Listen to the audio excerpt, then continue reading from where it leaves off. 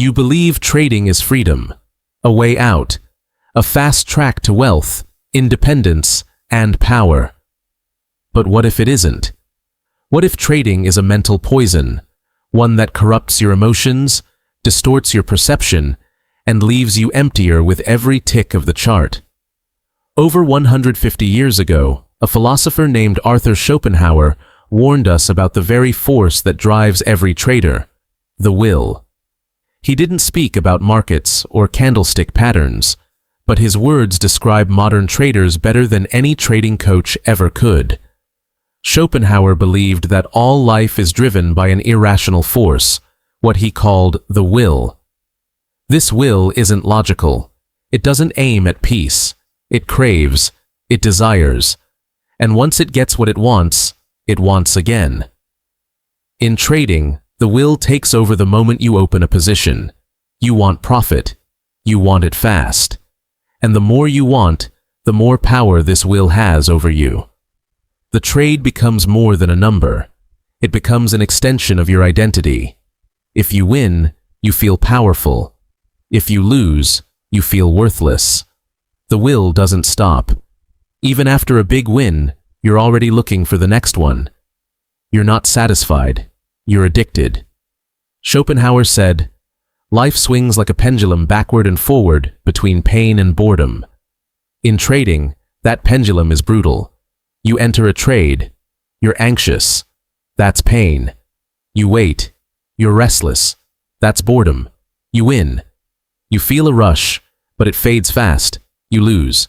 You feel shame, frustration, despair. Every candle is an emotional spike, a hit of dopamine, or a stab of regret. And still, you come back. Because the will keeps whispering, maybe next time. You thought trading would give you freedom. But freedom isn't found in dependency. And if your emotions rise and fall with the market, you're not free. You're chained. You left your job to trade. But now the market is your boss. Worse, it's unpredictable, cold, and unforgiving. Schopenhauer saw this illusion clearly. We pursue desires, thinking they'll liberate us.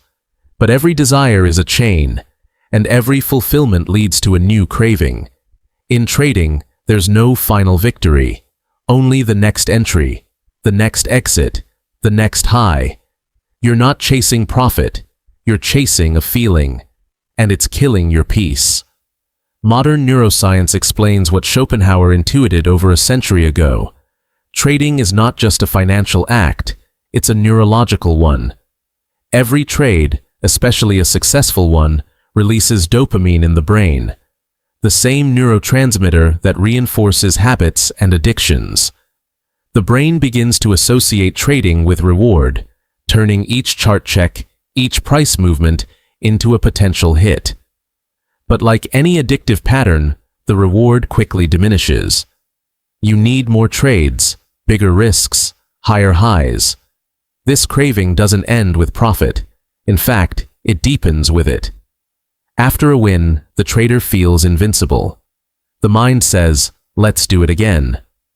But when the next trade turns red, the crash is sharp and personal. The ego is bruised. The will, however, is unshaken. It pushes you to trade again, not to make money, but to reclaim a sense of control that was never really there. The trader begins to spiral, refreshing the charts at midnight, watching candles more than living real life. Relationships suffer, sleep suffers, health suffers. The world narrows into a screen and a set of numbers. Schopenhauer would call this enslavement to illusion. The illusion that satisfaction lies just one trade away. But that moment never arrives. The will keeps feeding the trader a false promise that happiness will come with the next win. But it doesn't. It can't. Because the will doesn't want peace. It wants wanting.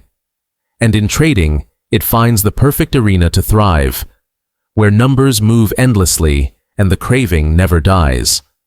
Every trader begins with a dream: freedom, self-reliance, control over their own time. But Schopenhauer would call this dream a dangerous illusion. The reality is much darker. In chasing profit, the trader becomes bound to the most chaotic master imaginable, the market. It demands attention at all hours. It punishes confidence. It rewards recklessness just often enough to keep the hope alive. And above all, it never guarantees anything. Yet the trader persists, not out of rational strategy, but because of a belief that control is possible. But control, Schopenhauer reminds us, is another lie of the will. We do not control what we desire. Our desires control us. And in the market, those desires are amplified. One moment you are calm. The next, your heart races over a single candle's movement. You convince yourself you're making choices, but in truth, you're reacting. Reacting to greed, to fear, to hope. The will is in charge, and it's pulling the strings behind every click, every chart, every decision. This illusion of control is what makes trading especially poisonous. It convinces you that you're the master, when you're really the slave. You think you're making rational trades, but you're trying to fill an emotional void with financial outcomes. Every win is a temporary patch. Every loss is a deeper wound. The market doesn't just take your money, it takes your mind, bit by bit. And the more you chase mastery over it, the more it masters you. As the trader sinks deeper into the market's grip, a dangerous cycle takes hold, one that mirrors the addictive patterns Schopenhauer warned against.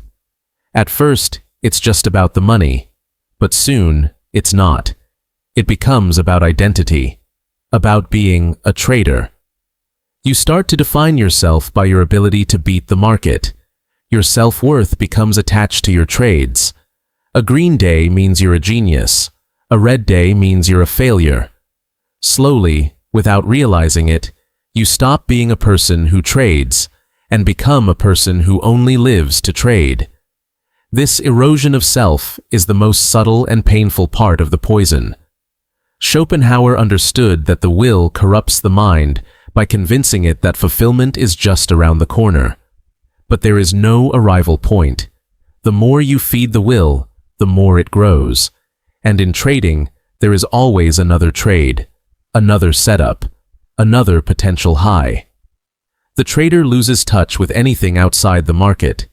Relationships become strained. Passions fade. Even rest feels like wasted time if it's not spent watching charts.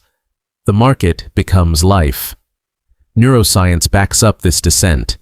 The constant stimulation of profit and loss hijacks the brain's reward systems. Dopamine is no longer released by meaningful achievements or human connection, but by numbers on a screen. The trader becomes like a gambler in a casino, endlessly pulling a lever, chasing the next win, blind to the cost. And Schopenhauer would say this suffering is not accidental. It is built into the very nature of desire.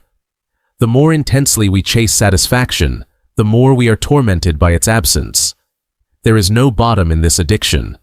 Only burnout. Only despair. And even in that despair, the will whispers, "Try again tomorrow." If Arthur Schopenhauer were alive today, walking past trading floors filled with blinking monitors, rapid mouse clicks, and traders glued to their screens, he would likely remain unmoved. He would not be captivated by the complexity of candlestick patterns or the vast sea of economic data flashing across terminals. He would not marvel at the speed of high-frequency algorithms or the thrill of minute-by-minute speculation. Instead, he would observe quietly, his deep-set eyes seeing something most would miss. The same ancient drama playing out in a modern form. A performance of the human will, endlessly striving, endlessly dissatisfied. For Schopenhauer, the human experience was defined by an irrational, unconscious force he called the will. This will is not simply desire or ambition. It is a deeper metaphysical force, an energy that drives all life to want, to seek, to struggle, and to suffer. It is blind, relentless, and insatiable. And in the world of trading, Schopenhauer would see one of its most polished manifestations. Traders, sitting before their screens, chasing green candles, fearing red ones, gripped by adrenaline and anticipation, are not just making financial decisions. They are expressing the will in its purest form, restless, volatile, and compulsive. He would see the stock market not as a neutral system for price discovery, but as a vast illusion machine, a place that entices individuals with the promise of freedom while slowly ensnaring them in a deeper bondage. The trader, like the gambler, is not just trying to win, he is trying to escape something within. Beneath every click of the mouse lies a question unspoken. Am I enough? Will this trade fill the emptiness? Will this win finally silence the fear, the doubt, the boredom? And again, Schopenhauer would smile, not in mockery, but in recognition. He knew this pattern well. He saw it in the artist, the lover, the addict, the philosopher, all chasing something they cannot quite name, never realizing it is not the object that is the problem, but the endless reaching itself. Yet Schopenhauer was not a nihilist. He did not tell us to despair. He pointed toward a way out. And the way, paradoxically, was not through gaining more control, more money, or more mastery, but through renunciation. Not escape from life, but escape from the illusions of the will. He believed that true freedom begins the moment we stop identifying with our desires, when we begin to observe them, not as commands to obey, but as impulses to understand. Applied to the world of trading, Schopenhauer's philosophy becomes nothing short of revolutionary, not because it tells you to stop, but because it asks you to look deeper. It challenges the very foundation on which modern trading psychology is built. It does not demonize the act of trading itself, nor does it shame ambition or discourage skill development. Instead, it demands brutal honesty. It asks a question that most traders never pause to ask themselves: what is truly driving me? It forces you to look beyond the surface-level metrics, profit and loss, win rate, technical indicators, and confront what lies underneath, the emotional, psychological, and even spiritual motives that animate every click, every risk, every sleepless night. Why do you trade? Really, why? Is it the thrill of the win, or the fear of irrelevance?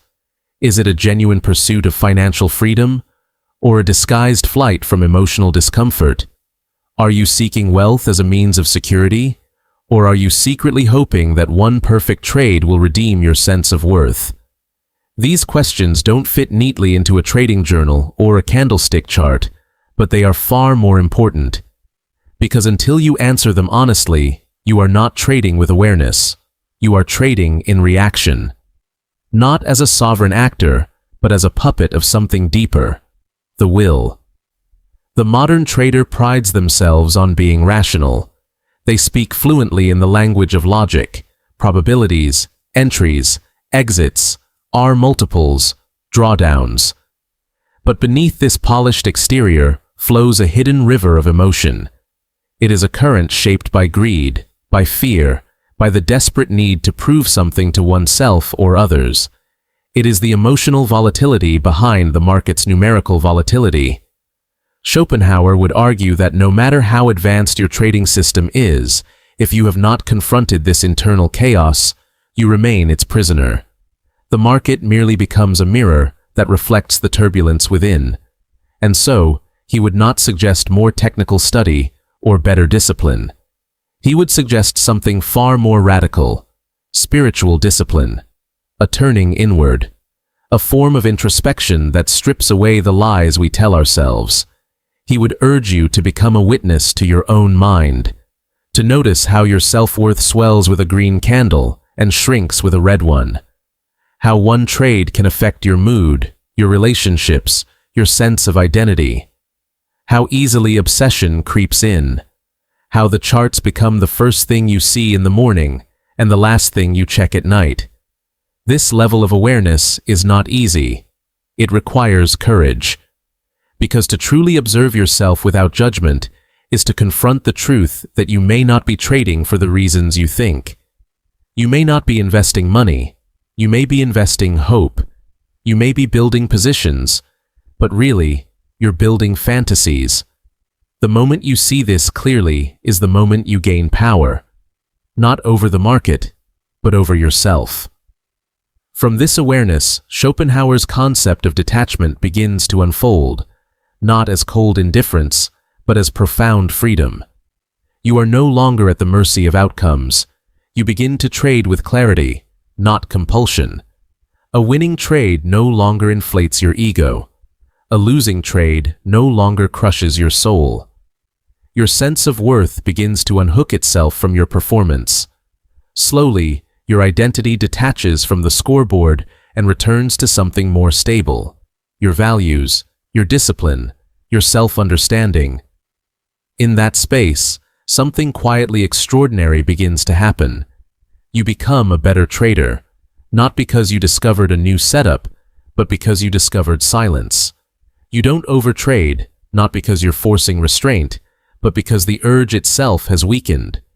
You stop revenge trading, not because you memorize the rule, don't trade angry, but because you've come to see anger as a false god.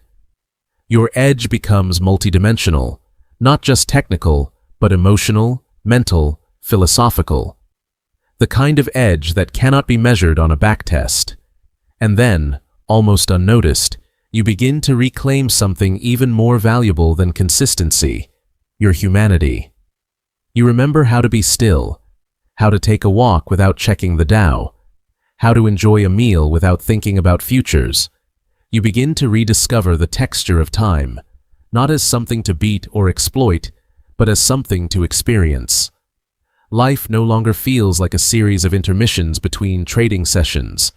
It becomes whole again. These aren't small changes. They are sacred. They are the signs that the will is loosening its grip, that you are no longer being driven by the engine of craving. Schopenhauer would call this the beginning of wisdom, the first light of inner peace. And peace, in his philosophy, was never about escaping pain entirely, but about rising above the illusions that multiply it. Pain is real. But suffering, he said, is often the result of clinging to success, to identity, to illusion. This is why Schopenhauer admired those who lived simply. The artist who creates without seeking applause, the ascetic who finds joy in less, the philosopher who prefers depth over recognition. These were not saints, but rebels, people who said no to the will and its endless demands. And the trader can become one of them, not by renouncing trading, but by renouncing the egoic need to be validated through it. Because here is the truth, as Schopenhauer would see it. You cannot outtrade the will. You cannot earn enough, win enough, or master enough to finally arrive at rest, because the will always move the finish line. Every green day creates the desire for another. Every win breeds the fear of loss. Every milestone reached becomes invisible the moment it's passed. It is a treadmill that looks like progress, but leads nowhere. So the real revolution is not outside, but within. You do not need to walk away from trading, but you must walk away from the illusion that trading will fix what is broken inside you, that the market will make you whole, that your value is tied to your performance. These are lies of the will, and the moment you see through them is the moment you step outside the prison they built. So pause, truly pause, not out of strategy, but out of self-respect. Ask yourself the question most traders never ask. Am I trading from freedom, or because I am trying to escape something? If it is the latter, no amount of profit will be enough. But if it is the former, if you trade from clarity, from choice, from presence, then even your losses will become teachers. Even your failures will be free of shame. There is a deeper profit than money. It is the ability to be still in a moving world, to choose detachment over obsession, to prefer wisdom over validation. When you reach that point, something sacred returns to you. Your time, your inner space, your selfhood. The market loses its grip, and you gain something the will can never offer: peace. That is the real antidote Schopenhauer offers, not just for traders, but for anyone living in a world that constantly says more. His message is not to withdraw from life, but to wake up within it, to see through the mirage, to realize that you are already whole, that the true battle is not for profits, but for perspective.